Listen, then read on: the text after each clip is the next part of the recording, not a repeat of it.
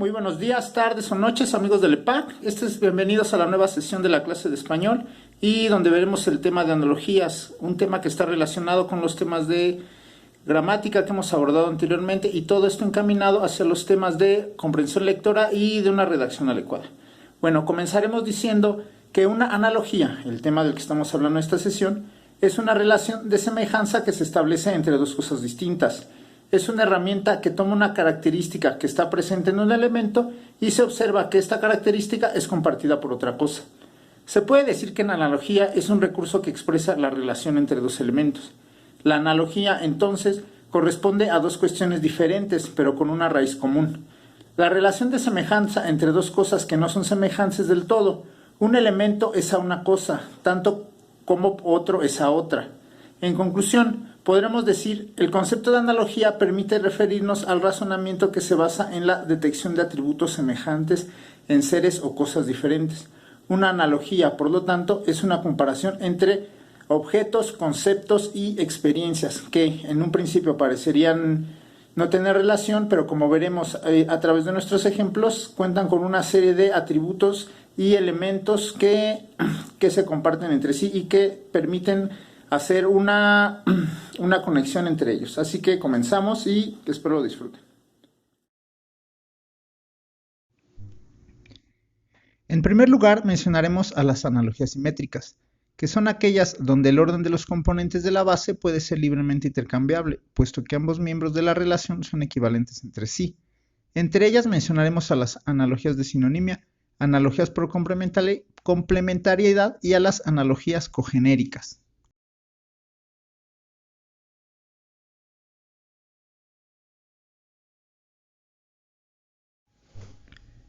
Dentro de las analogías simétricas tenemos a las analogías de sinonimia, que no son otra cosa que la relación entre términos que expresan significados semejantes. Tenemos en los ejemplos la palabra sereno con la palabra ecuánime, la palabra aval con la palabra garantía y la palabra adorno con la palabra atavío. Y recalcando que son términos que expresan significados semejantes o muy parecidos entre sí.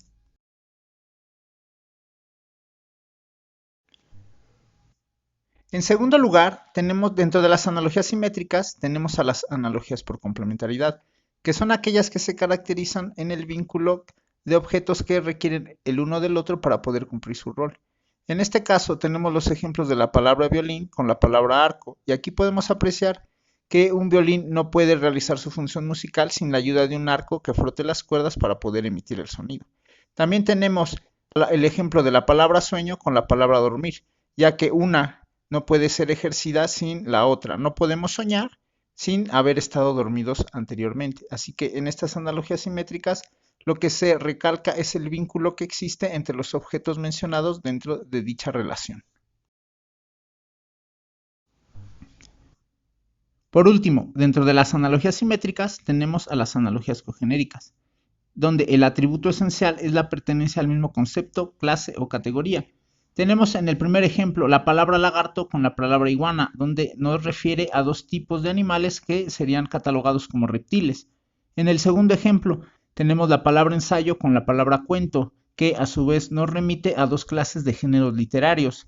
Tenemos a su vez la palabra oro con la palabra plata, que nos remite también a metales considerados preciosos, y en estos tres ejemplos podemos ver que las palabras pertenecen al mismo concepto, clase o categoría, denominadas analogías cogenéricas.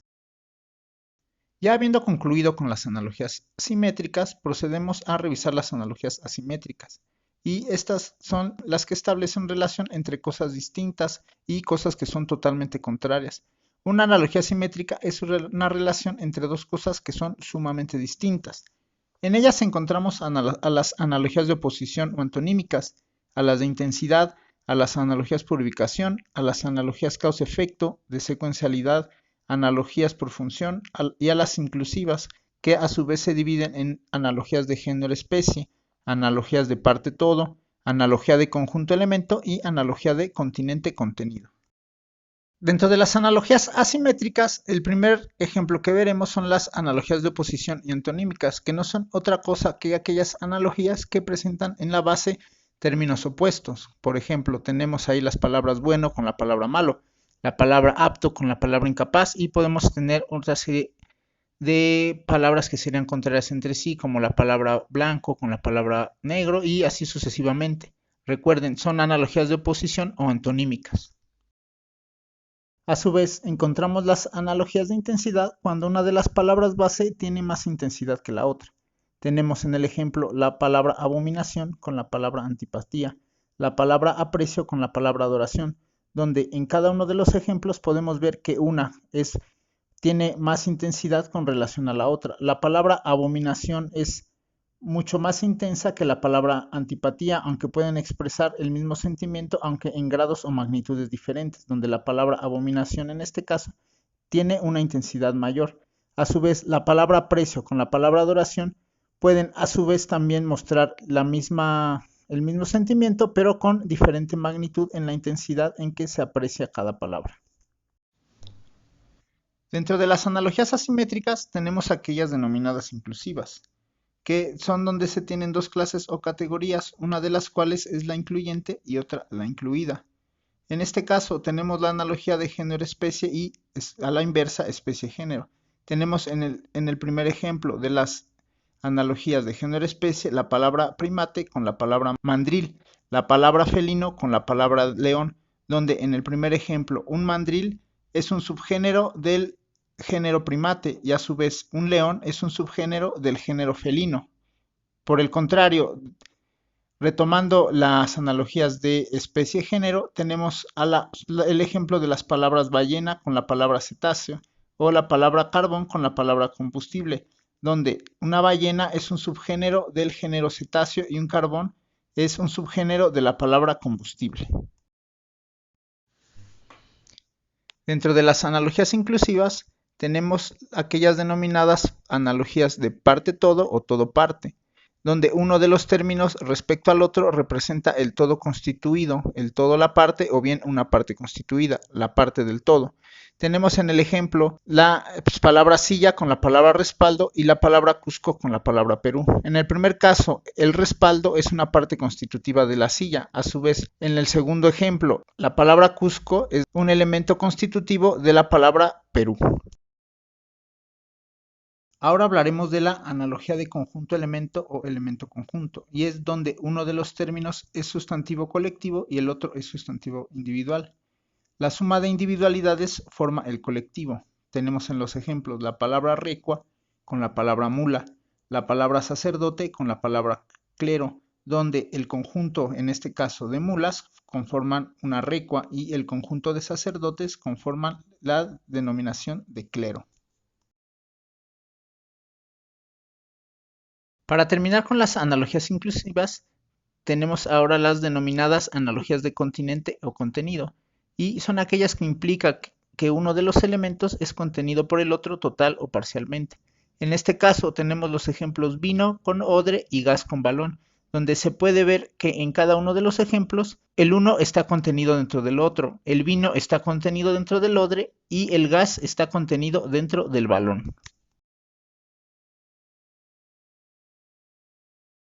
Ya habiendo revisado las analogías inclusivas, ahora pasaremos a revisar las analogías por ubicación, que son aquellas que hacen referencia a zonas de tránsito, almacenamiento, procesamiento o colocación de un agente u objeto.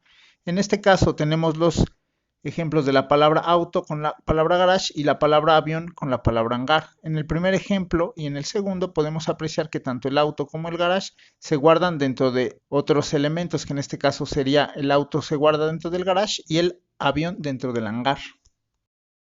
Las analogías causa-efecto es donde uno de los términos permite que se desencadene el otro. Tenemos en los ejemplos la palabra terremoto con la palabra destrucción y la palabra calor con la palabra dilatación. En el primer caso es el terremoto quien causa la destrucción y en el segundo caso es el calor el causante de la dilatación.